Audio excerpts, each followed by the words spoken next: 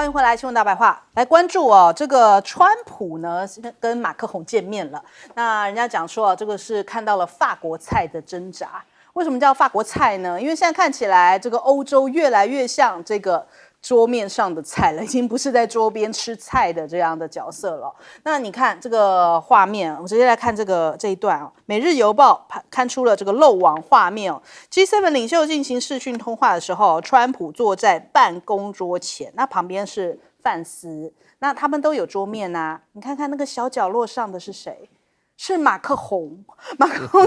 只待了一个小小的角落，就是川普连个那个大桌面都不愿意分他一些啊。那当然，这个马克宏也很想要可能坐靠川普近一点吧，所以就是只坐到了一个小角落，就是让人家感觉有点心酸酸呢，被挤到了角落去了。那会面结束之后，马克宏准备离开白宫，但是川普却没有来送行却是叫这个白宫礼宾官琼斯来负责，就拜拜啦，就是就慢走不送啦。就让别人送。那更妙的是他们两个人在同台的时候你来我往，因为这个川普讲说，欧洲已经拿回了这个乌克兰的贷款啊，马克宏急得飙英语啊。我们来看看。Europe is loaning the money to Ukraine. They get their money back. No, in fact, to be frank, we paid 60% of the total effort, and it was through, like the US, loans, guarantee, grants. And if at the end of the day, in the negotiation we will have with Russia, they're ready to give it to us, super. It will be loan at the end of the day, and Russia will have paid for that. If you believe that, it's okay with me. Mr. President, they get their money back, we don't, and now we do. But 大家可以看到刚刚川普的态度就是当马克宏开始讲话的时候，他就歪个头不以为然，手还这样比了一下，就用肢体语言告诉了大家，就是不以为然。如果你们相信的话，就手就这样摆了几下所以真的是很不给马克宏面子啊。那反正这个马克宏就赶紧纠正川普说没有，我们没有拿到钱呐。那有些网友讲说哇，这个是打脸川普的男人呐。但是也有人反过来看就说其实川普表现出来的就是变了心的女友是回不来的。你看算了，就是好像一副那种马克宏你不用再多说了这样的一个姿态所以大家都从肢体语言看到两个人的互动，甚至两个人在讲话的时候双方就是在那边我去摸你膝盖这样子要按住你，然后另一会儿就是川普又跑去按这个马克宏膝盖，两个人这样子你来我往，肢体语言非常的多。那再来我们看看现在目前这个美国人家讲说好像是这一场俄乌战争的大赢家。过去是拜登时期的时候，美欧拉起来，拉着世界各国要来孤立这个中俄，那感觉现在已经转变了，现在变成美中俄也就是一起投在同一边的票在安理会上面站在一块投票。那欧洲反倒就变成好像是变成餐桌上的菜了。那这个乌克兰问题站在同样的立场，美中俄也算是让大家感觉说这很罕见的一个状况。有时又跳出来评论这代表着川普跟欧洲公开决裂，等于是川普政府跟拜登政府在外交政策上根本就是背道而驰。那再来美国现在要稀土说是要跟泽伦斯基在周五的时候要进行相关的通话，就是说是不是要来就是等于说用稀土来换一些资源。那但是呢现在目前看起来好像俄罗斯也很愿意来提供一些这样子的稀土因为你看普丁又讲说我们俄罗斯的稀土矿产其实比起乌克兰更加的丰富所以这个普丁喊不到一天，美国跟现在乌克兰已经愿意要来签这些矿产协议了，也看出来双方的一个角力。那对于川普来说他当然是大赢家他就说用矿产来换，我的一生就是充满了交易我深知交易之道。所以俄乌的这场战争对美国来说就是看我最后利益可以拿多少，这就是他的交易之道。那再来看看这个英国讲说现在好像加拿大要被踢出五眼联盟了。这是一个特别放出来的消息吗？还是又是一个谈判的方式？因为川普很习惯就是我先压你一头，然后再来进行谈判嘛，这是他深谙的这个交易之道、谈判之道。那你看这个大网罗出来说目前没有这个可靠的消息来源，但是你说美国会不会这么做？也有可能他也许是要换取一些什么样的一些条件交换你看看对于川普来讲什么事情其实有权有钱，对于川普来说才是最重要的。他现在竟然喊出来，前一阵子不是说要取消属地主义吗？说不能在美国出生就当美国人。他现在给你一个方法，拿钱可以来当美国人哦，就是你拿出了500万美元的话，就可以这个有金卡来换取这个永久居留权。那这个500万大概是台币1.65亿哦。他说预计可以卖出100万张金卡。富有的人们通通来买卡进入我们国家，把他们富有成功，而且会花费这样大量资金，缴纳大量的税款，雇佣大量的员工，为美国创造大量的工作机会。他认为这会非常的成功啊，所以通通都是商业之道啊。那记者就说，那万一是俄罗斯人呢？俄罗斯的寡头呢？他们也想要获得金卡，拿钱来买呢？那川普讲说，我觉得他们也是很好的人啊。他说，从俄罗斯寡头到印度的科技企业家，每个人都会购买，所以他觉得有钱就可以好谈哦。那另外呢，我们对比一下，因为现在海地的一些移民哦，52万人即将面临出境，也就是说，对他来讲，没有什么钱的人可能就也不用待这边，就是在耗损这个美国，所以有钱都可以来谈。那没有钱，还有另外一种人，就是有权，比方说金正恩，他说，这个他喜欢我，他讲说他要来联络金正恩了，所以这个川普你真的是怎么说他呢？他就是有他的狂人跟这个你料不到的一个性格。我们来问一下谢老师。其实川普超级势利眼，他的这个真的就是完全看你的实力。看你的钱有多少，看你拳头有多大。那他上任以后，已经在白宫招待了3个人了啊。第一个是史珀茂，第二个是莫迪，第3个就是马克宏。马克宏的待遇最差。对，史珀茂基本上那个因为接触时间不短，然后史珀茂他是 poker face， 他就脸上没有表情啊。而且他依附他的警觉性很高，唯一受到侮辱的，后来被人家抓到，就是他们2个在那个记者会白宫记者完了以后川普讲完就回去了，就走人了，留下史珀茂一个人站在那边，对空气还鞠了一个躬，那川普就没理他了。那第二个就是莫迪去的时候，那个在双方记者会的时候，川普当场羞辱这个印度的记者，对他说你讲的一句话我都不听，我都听不懂，就不理他了。这个对于莫迪来讲也是很大的羞辱啊，是间接的羞辱。那这个马克宏去呢，我们刚刚讲2点，第一个就变成就是说他走的时候没有去送他嘛，我想大概不会去送他的，川普不会去送他，川普忙得很。第二个呢，就是说在这样座次上面把他当副手，把他当小弟。这样子做，其实法国的那个外交部领兵官应该要下台的，这个是严重的侮辱。对法国这个国与国都大小一律平等，你座次是最重要的，你一定要看清楚你再去做，不能随便乱做的。这个一做下去马克宏就表示他心里面就已经比矮了川普一截，要不然他就不会去做的。他心里就矮了一截。有图嘛，有所图嘛，想要去蹭川普嘛，想要假装自己是一个大国嘛，实际上就是一个小国嘛，所以呢，就变成他被羞辱很惨。另外还有一个羞辱更惨，你却没有提到。你知道，在那个记者会，就在这个白宫坐这里的时候，突然下面法国记者用法文问他，结果呢也没有翻译出来，结果马克宏就直接答了，讲得非常的长，用法文回答。因为马克宏要用法文在他的法国观众面前怎么讲来作秀嘛，表示你看我跟川普怎么样反正他就欺负川普也听不懂。你知道他讲完以后，川普开了一个玩笑，那个多羞辱性啊！他说我讲个故事，他说我上一次跟马克宏，我也是跟他在一个很地方，我们谈得很愉快，谈了很久，就在巴黎铁塔上的餐厅。对，结果他出来以后。又有法国记者用法文问马克宏，结果马克宏也用法文回答了好长一段时间。那我一句话都没听懂。可是后来人家告诉我说马克宏讲的话是什么以后，我才发现我跟马克宏在那个餐厅里面谈的话，完全跟马克宏用法文告诉法国记者的内容完全不一样。他是当场这样羞辱马克宏，马克宏就笑不出来。所以川普是一个老狐狸，他很清楚。你不要在我面前用我讲不清楚的话来这边来糊弄大家，你随便讲。所以他当场立刻就回应，就把马克宏刚刚讲的所有一切话的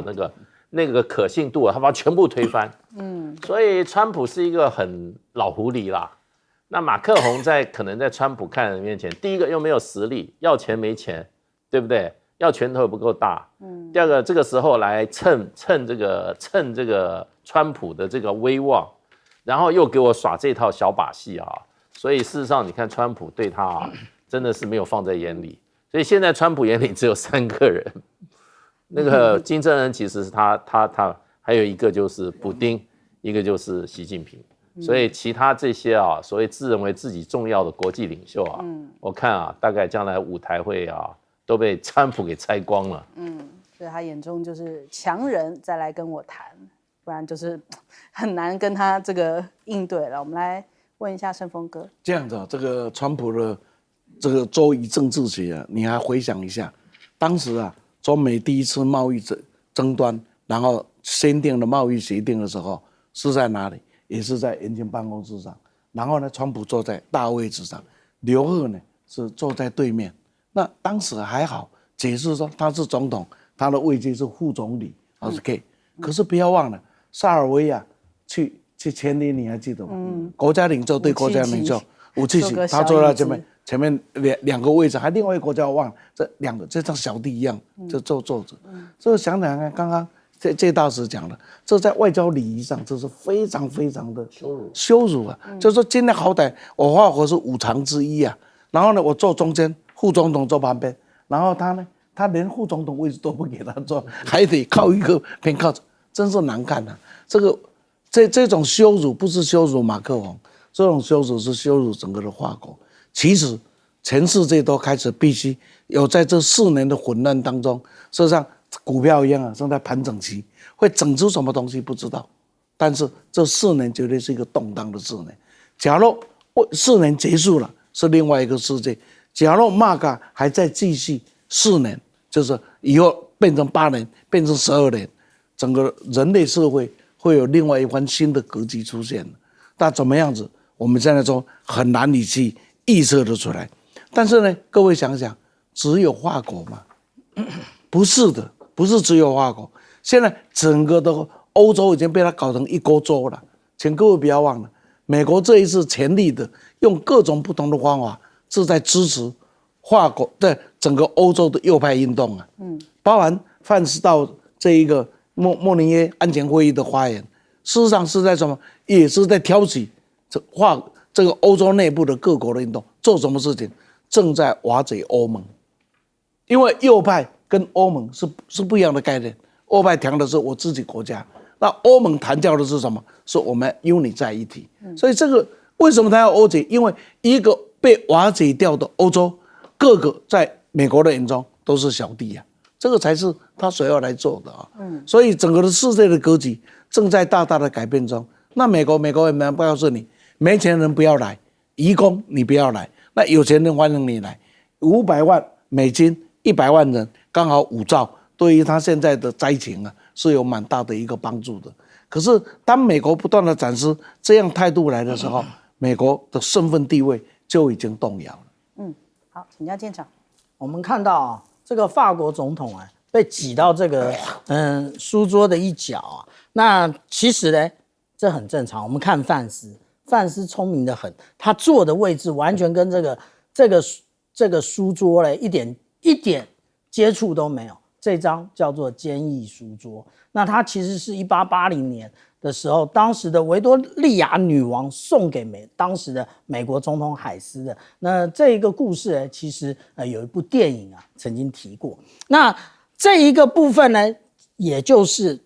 川普认为他坐在这个书桌上，就是我指点天下、睥睨全球的时候，你来凑一脚什么？你觉得你跟我平起平坐吗？你跟我没有平起平坐，所以我就一直挤你，把你挤到这个非常小的一个角落里面。那川普不只对他马斯克的儿子也不过就在这里挖一挖鼻屎涂在这个坚毅书桌上，立刻坚毅书桌就去送修了。那不是擦一擦就好了吗？没有，他要送修。那不管他是洁癖啊，还是他对于权力的一个掌握，其实这都非常的明显啊。不过呢，我们现在可以看到这一个有关于俄乌的战争也要告一段落了。为什么？因为我们看最新的一个纽约时报的一个报道，官员称啊，而且这官员不是只有美国哦，那乌克兰也表达同样的一个看法，也就是针对矿产协议已经达成了一个共同的共识，也就即将要签署了。那这一个签署一旦签署下去的时候，那个我们不知道，现在还不知道实际的内容是什么，但是这个内容只要一签下去，实际上来讲，给这一个乌克兰不但失去了他的土地，然后带来了非常多的一个未来还不完的贷款，实际上那个人命的损失更是无法挽回。好，我们先休息一下，广告之后马上回来。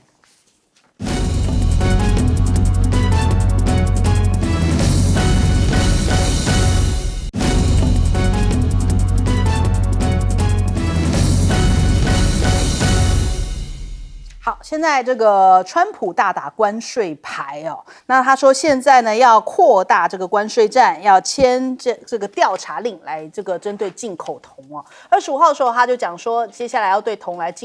收这个进口关税，外国的这些国家在铜的生产上面目前占据了主导的地位，但是美国依赖外国这样的开采呀，然后冶炼啊、精炼是相关的这些铜的供应链，现在是非常脆弱的，所以在全球市场上处于劣势，所以他就发文了，他说关税将会有助于重建美国的铜工业，来加强这个国防啊。那美国的工业非常依赖铜，所以他说现在是时候让铜回家了。人家就说这可能是冲着中国而来哦，因为他签署了这样的一个命令就等于说用扩大保护主义的这种方式来针对铜来苛征关税。纳瓦罗也特别点名了中国大陆，讲说长久以来利用工业产能过剩还有倾销作为经济武器试图要主导全球市场有计划的削弱竞争对手，要迫使对手退出市场。但是纽时却讲这个川普的关税可能会伤害到亚洲，但是呢也将会反而损害到美国自己本身那现在美国除了这个铜的提案之外，还对于大陆的船要进入到美国的港口说单次要收最高150万美元的服务费这收很多所以一些船运业者就讲说，这会扰乱到全球航运最终反而让这个美国自身的贸易带来相当大的损害。那他就不到美国那边去了嘛，那去别的地方再从陆运过去难道不行吗？那再来看看马斯克竟然有一个新消息现在直接要去参加内阁会议啦。那白宫也证实马斯克要参加川普首次的内阁会议，他是不是现在这个干政到这个欧洲都已经受不了他了？你看一些相关的，像德国欧盟现在都对于马斯克相当反感。那德国还有一个游行叫做玫瑰星期一，它的这些主题都是在讽刺，比方说像是川普然后普丁这些这种目前这种高受瞩目的政治人物，那变成把他们丑化为丑角的角色。那还有另外这个有最新的消息讲说，在 Doge 里面有21名公务员已经提出了辞呈，因为他们也受不了马斯克就拒绝利用自己的技术专长来废除关键的公共服务。所以看起来好像 Doge 里面也出现一些不平静那因为这个 Doge 的状况就不断的在美国内部引发了一些这种动荡的这种感觉。那所以也导致这个马斯克他的净资产一夕蒸发了222亿美元。哇，这个看起来好像影响挺大。那当然是来自于说特斯拉的股价暴跌了8%所以它导致这个马斯克的身价也是重贬那现在目前特斯拉的市值已经跌破1兆美元的大关，销量同样也是反映出来，在欧洲这边对马斯克的反感1月份的时候，特斯拉的销量是重衰了45%之多，相当的惊人。那其实就是他们讲说一些德国、英国进行的民调，就是民众因为对你马斯克不爽，所以就觉得你的干预政治，我就不买你特斯拉了。那但是特斯拉回归他自己到商业层面跟市占它面临到的就是要跟比亚迪来进行正面对决了。那你看，这个特斯拉现在准备要在中国大陆推出了这个全自驾功能。比亚迪的销售经理啊，他们也在媒体上面透露说，他们现在也有迎战的一些相关措施，比方说呢，他们有推出一个年轻族群适合使用的秦 L 电动车哦。那这个是瞄准年轻族群也可以入手的，还有它也携手大疆，就是要发布智慧车载无人机系统哦。所以看起来这场战，特斯拉不知道是不是。人家就是有一些批评讲说，你太少待在这个特斯拉里面啦，就马斯克你都待在白宫啊，所以变成了现在大家诟病的一个地方。那这场这个电动车战会不会特斯拉就已经败在起跑点了呢？我们先来问一下谢老师。川普这个2.0的他的贸易战哈，他现在已经很清楚讲明他贸易战的这个目的是什么？目的就是要把制造业移回美国。所以到目前为止，他对这个下手下最重的两个国家，一个加拿大，一个墨西哥。这个是确实对他所谓想要把制造业移回美国确实是对症下药。他去打中国大陆没有用，中国大陆就把这些制造业移到东南亚去了。移到川普1.0的时候打中国大陆，中国大陆就把制造业移到东南亚，还有一部分制造业移到哪里去了？移到墨西哥去了。所以可能就1.0，川普后来痛定思痛，就发觉打中国大陆没有造成效果啊。中国大陆跟美国的贸易的顺差还是这么大，而且中国大陆的经济的进步在过去8年以内完全没有停，而且有更多的突破，所以川普并没有达到目的。所以他这个2.0，他应该就认为我的目的就是要把制造业弄回美国来。那所以你看，他第一个就把这个会因为川普用发动贸易战，会各国为了要进入美国市场，就会把生产基地放到这2个漏洞，一个就是墨西哥，一个是加拿大。因为墨西哥跟加拿大对美国进口的时候是无关税的，它是自由贸易协定之下，它有特权的。所以呢，他一下手就是墨西哥跟加拿大25%，而且他昨天有讲话，他说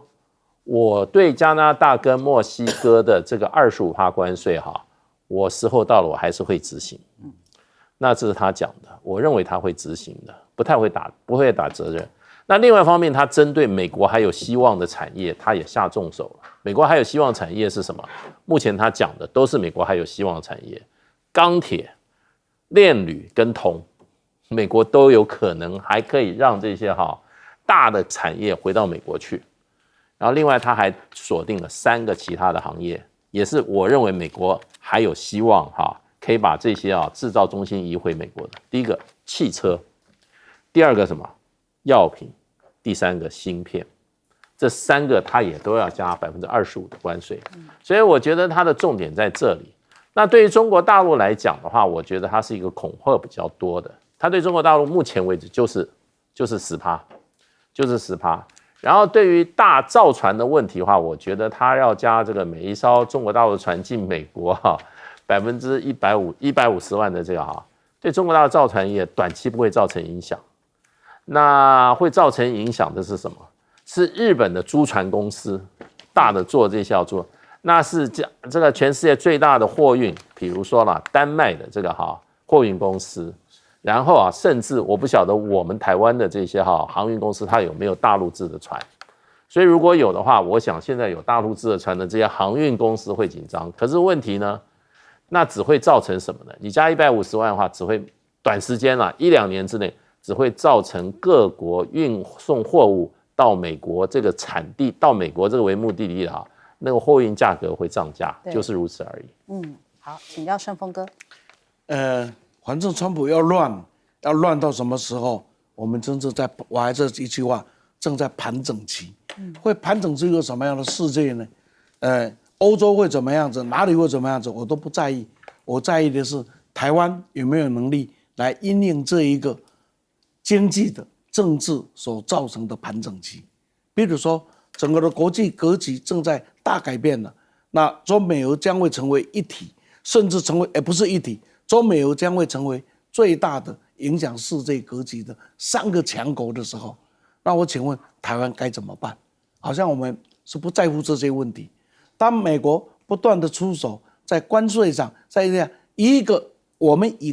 以出口为导向的台湾，面对这个的时候怎么办？是说，哎，美国是我最好的朋友，所以不会对我台湾下手。算了，所以美国301要出手的时候，从来没有落过台湾。所以今天我们在意的不是川普怎么做，是台湾该怎么办。因为面对整个的世界，不论是政治，不论是经济，我们都是大大范围中的一小小。我们是外面的微风轻悄悄吹过眼里，台湾可能是塞洛马瓦台风了。因为什么？因为我们的体量太小，我们浅碟的经济，我们浅碟的政治，但是好像大家不太在意这些事，现在还在搞罢免，还在搞那些有的没有的，而这一些像最重要的事情，好像是大家都忘了。第二个，特斯拉再怎么跌怎么降，事实上我不在意，请不要忘了，特斯拉再怎么降，它的股票是$302呐，还台币是多少？9000多块，它跌到现在是还9000多块台币一张，你告诉我，我们在讨论特斯拉跌到多少，跟你有啥关系？台湾有哪一只股票可以跟它相比的？所以从这样的角度来看，我比较在意的是，从台湾的角度来看，什么时候台湾可以买中国大陆进口的新能源车？这才是我在意的。为什么我花同样的钱？不是同样的钱，我花2倍甚至3倍的钱，才能买到今天中国大陆我可以轻易挑选的车子。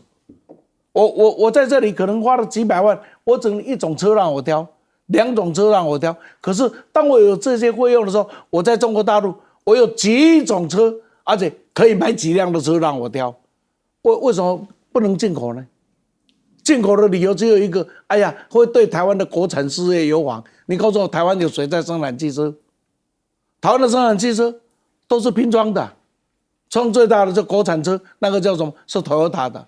那自己是他翼龙的没有错，那翼龙从来不会反对啊，因为翼龙的另外一个厂牌叫中华 MG 已经进口了。所以从这些等等来看，我们真的在意的是什么时候我们可以买得到中国大陆的新能源车，全世界都可以买得到，只是想办法用高关税挡着不让它进来而已。但是不像我们只有0不准进来，为什么不准进来？为什么不准讨论？因为民党政府知道，只要让新能源车进到台湾来，民进党所有这几年欺骗台湾的社会啊，通通都会被拆穿。好，请教店长。现在美国总统川普的这一些种种的举措呢，其实就是美国缺什么，什么就加关税。那怎么说呢？美国其实缺那个钢、缺铁，然后缺铝，他就对这个加关税；缺半导体，他就要说要威胁要对台湾加税，反正缺什么就加税什么。然后其实呢，我们这样子回头来看啊，美国就是百废待举。即使这么多的工业全部通通回到美国好了，美国你吃得下来吗？你吃不下来的。为什么？因为你没有适合的工厂，你没有成熟的技术工人，所以最后也通通都会被释出，人家生命会寻找出路的。就是现在我们看到墨西哥不行，这条路不行啊，这个加拿大要变51州了，这条路大概也不太行了。那他要走哪一条路呢？我们大家拭目以待啊。至于我们讲到说一艘船啊，如果是中国大陆所制造的船进入美国的港口，要多付150万美元啊。那这一个部分，已经快要比那个穿越巴拿马运河的这个优先通行的400万美元啊，有拼了啊！但是我们要这样讲，你真的认为航商会把这笔钱吞下去吗？不，他就是不管什么样的邮轮，不管你是你是中国大陆制造的，你是日本制造的，你是韩国制造的，通通都把这个运费灌到这个一般的托运的这个航商身上，结果呢？结果就是通货膨胀。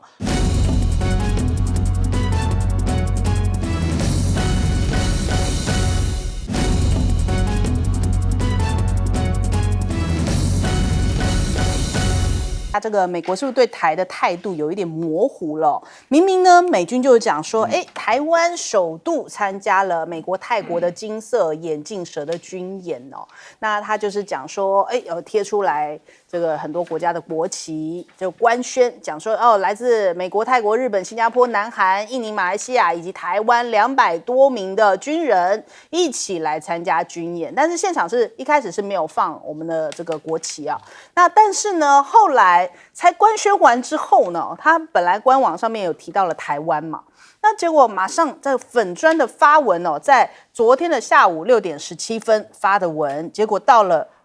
晚上的9点15分，台湾就从文字当中消失了。就一开始是没有国旗，然后后来是连字都被消失了。所以人家讲说，怎么会这样子突然有这种动作呢？这代表什么意涵？3个小时风向就大转弯哦。那人家想想，是不是赖清德接二连三踩雷啊，就邀到了这个川普的黑名单呢？所以是不是影响到台美关系啦？先是看了伯明啊、彭斯啊、庞佩奥啊、海利啊，就是这些接近他们行为是不是让川普是不是踩到他的雷点呢？那再来看看这个中国大陆的遵义舰舰艇编队穿越了第一岛链那解放军就说055型的这个驱逐舰遵义舰、衡阳舰还有围山湖舰组成了舰艇编队，在今年新春期间穿越第一岛链到南太平洋某海域，组织展开了远海实战化的演练，来检验舰艇编队的协同作战能力以及特勤处理能力啊。那在南海这边呢，其实解放军近期央视有公布在南海地区的一些部署啊，在南海的永兴岛机场上面目前有这个歼16的战斗机正在演训，驻守在这个岛屿。那其实在菲律宾那边就感觉到说，是不是来威胁我啊？那其实不光是这个永兴岛在南海的一些岛礁也被称为这个主权重要延伸，现在目前也成为了中国大陆的战略支撑点。大陆强化了在南海诸岛这边的掌控力那也是在这边的这个维护他们的战略深度。那这是不是也会改变到美军的战略布局呢？解放军有一些这个史无前例的动作啊，最近比方说到了纽澳外海来进行实弹演训，有分析人士就讲说，这是凸显中国大陆已经在发展远洋海军喽。那这个看到了发展水面兵力还有投射能力以及沿海防御的这个绿水海军走向蓝水海军的意图，也就是比较远洋的意思那在印太地区现在目前看起来动作更加加大，那当然站在这个美国阵营那一边就会觉得说，这是威胁更加的加剧但是这是不是也反映出来在这个对抗局势中国大陆的动作也是要做好相对应的准备呢？那再来看看美国的防长美国的防长他就讲到就是说现在因为在大力的整顿挥动这个整顿大刀，现在目前美国三军就海陆空三军的军法署长现在目前都被炒鱿鱼啦，悬缺还有的就是就2个月前就退伍了。那现在看起来川普要提名已经退役的空军中将凯恩来担任参谋长联席会议上将主席那因为他已经退役了，所以人家讲说是不是要把他恢复为现役，甚至要从一名3星中将晋升为资深的4星上将来担任这样的军职，这在美国的这个美军史上其实是非比寻常的一个动作。那川普大动五角大厦的人事，有人就推测啦，就也有媒体在推测这样的一个军方高层的地震很可能是这个国防部长这个赫格塞斯试图将军队政治化，也就是说未来呢要用的人、重用的人，川普重用的人，必须是要效忠他的领导的。这样的清洗也跟他过去一些经验有关，因为他在上一任的时候有一些底下的手下不听从指令那我们也看到最近这些人接二连三的都列上了黑名单，或者是说我就把你的一些随扈什么相关的这个保护措施全部都拔掉开始在做一些这个秋后算账那就是因为以前有一些不听话的人，所以现在他最在意的就是忠诚。那忠诚是担任这些关键职位的最重要的一个门槛跟资格啊。那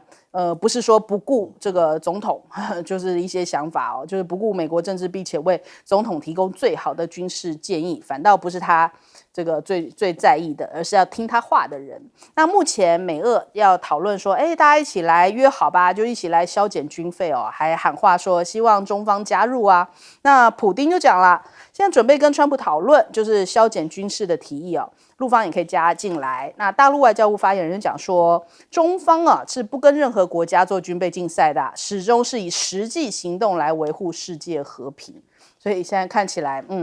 这个局势啊，这个国际局势的变化万千呢。我们来问一下盛峰哥怎么看？这样子，我们先讲2件小事啊。第一个呢，在李登辉的时代啊，也曾经把退役的海军上将刘和谦，然后呢重新任用为4星上将的这一个参谋总长。我们台湾有过这样的例子。那么在民主国家里面是文领军文人对军人绝对有绝对的领导权。这个部分呢，不管你喜不喜欢，你就必须忍受跟接受，这个才是一个民主国家基本的要件啊。那么我现在要来谈的呢，就是第一段呢，就是说到底这一张照片呢，这个在泰国的这一张特种部队的演习照片，这应该是一个反恐战争的演习，不是一般军事的一个演习。可是这个照片的出现有跟没有之间的变化，跟前2天那个美军印太地区的那个参武的这个中将少将参加我们的兵推一样出现又马上拿掉。这等等都让我不禁想到一件事，就想到了俄乌战争的前夕这是在做什么事情？是在挑衅，在拱火，就是让中国大陆看到这个事，然后我又拿掉，这挑衅跟拱火，我要不要加入别？美国也不说 yes， 也不说 no， 一副好像可以也不可以，就是正在挑衅跟拱火。请各位一个俄乌战争刚刚结束千万不能让台湾又重蹈了这一个覆辙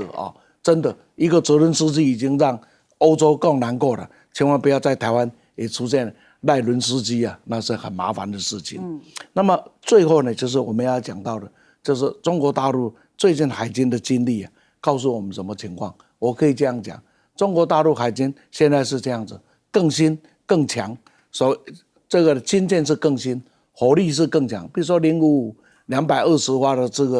这个指挥，这个直射的这个火箭，这个飞弹还有呢更大，吨位更大，数量呢现在已经慢慢的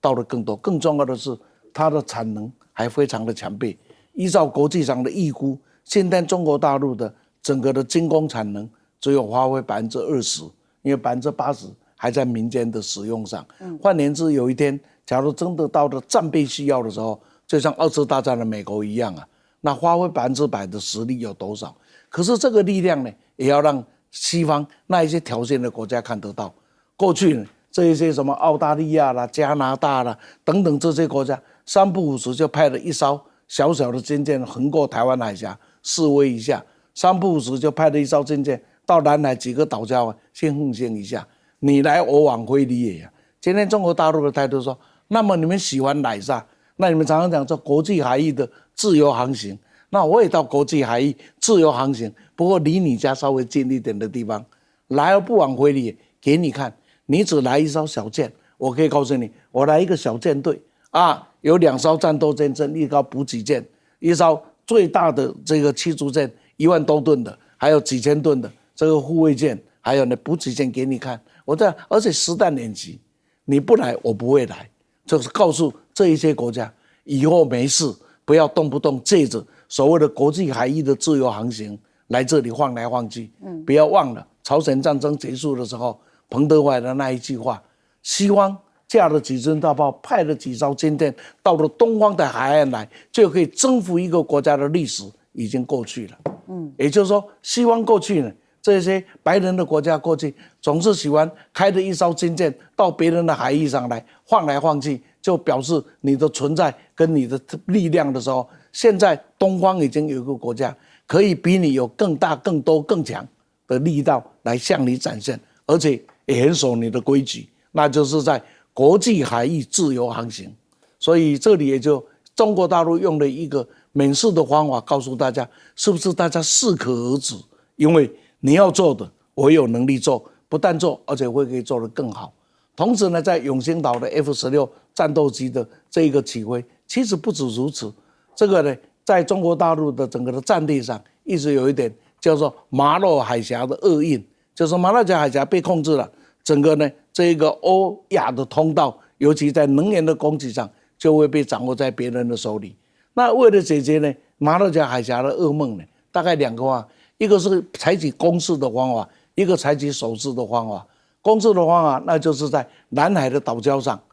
开始什么建造岛礁，用飞弹、用飞机，那我的半径是可以直过威胁到马六甲海峡的。也就是说，你要在马六甲动手，我有能力让你动手要付代价的。第二个呢，就是改换一个战略方式，那就开辟南亚、开辟中亚的这些所谓的走廊，然后让这个货物的运输不必再经过马六甲海峡，直接可以到中国大陆本身来使用的这一些能源。所以等等这些的布局，就是告诉全世界，尤其告诉西方的国家一件事：当你一路千里迢迢来到亚洲，要遏制别人生命的时候，至少中国大陆今天已经有能力告诉你，不是可以让你为所欲为了。好，请教舰长。我们看到现在美国的五角大厦也等于就是他们的军方，整个川普都在大清洗啊。那在这个大清洗的时候，其实成也政治，败也政治。当初很多将领都是因为 DEI， 也就是多元、包容以及平等这一些奇奇怪怪的这一些标准，然后升上来的将领，现在你就是第一个被换掉。我想请问啊，当初这个中国大陆他也在对于这一些部分的贪腐的官员，例如说国防部的部长啊，以及火箭军的司令进行更换的时候，你们不是都说这个就是集权吗？现在川普是不是集权？如果是，请赶快投诉《纽约时报》，不然不要一天到晚指着解放军的那个一些正常的活动胡说八道。另外啊，我们刚刚那个讲到这有关于金色眼镜蛇的部分啊，金色眼镜蛇本来就是只讨论维和反恐以及人道救援，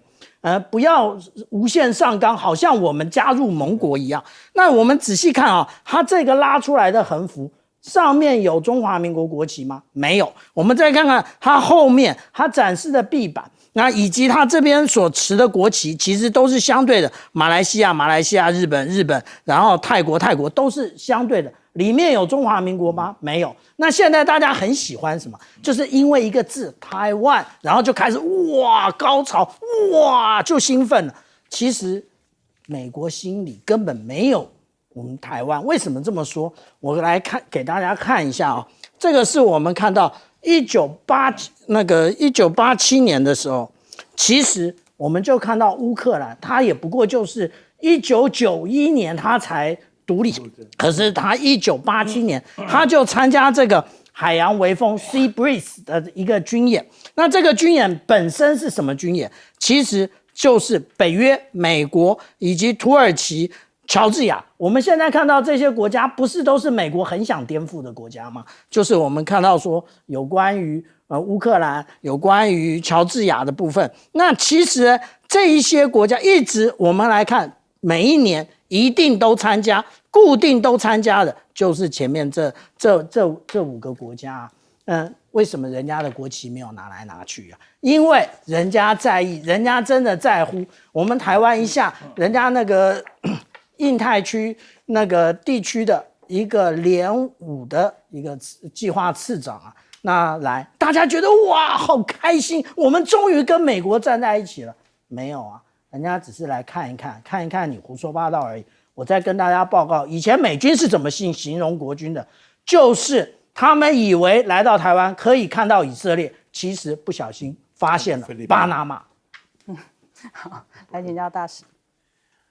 其实这个所谓我们的军事人员他讲是 military staff 嘛，对不对？service member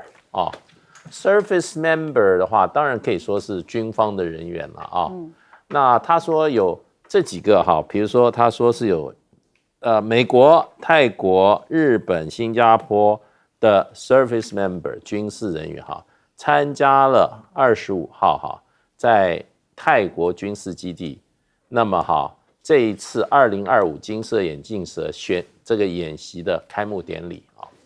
那这里面他最后加了台湾在上面嘛。可是这个新闻哈，他们据我们自由时报的报道哈，它是6:17下午6点17 PO 上去的，然后9点15就拿掉了，9点15就拿掉了。那很有趣的，我们的中央社哈，在这个9点24分就登出了一则新闻，他没有说我们被拿掉，他说我们参加了，他说照美方的这个新闻发表哈，我方参加了开幕式。那这个就变成就是说，这里面新闻有很明显的相互配合的这个一个凿痕在里面啊。那我觉得这个就是一个宣传战，我觉得就是说一个宣传战。那不过就是说这种大的这种军事活动哈，像美国以前的这个 PACON 的，它这个在这个印太的这个军事演习啊，它也有邀请我们，很多人都可以报名参加的。要不然你是媒体，要不然你是以什么观察员的身份去军事背景的人去参加，那都有可能。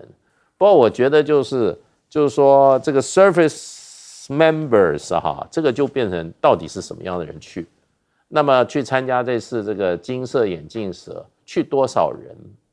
那他只讲你是去参战，只有200人啊，显然不是那么多的部队嘛。你这个人，你的 service member， 你是以什么身份去？你是参加开幕典礼，你的身份是什么？你是参加演习的代表吗？还是说你是观察员？还是说你是这个美国的特别邀请的来宾？这种活动都有，然后所谓的 service member 的话，又变成就是说，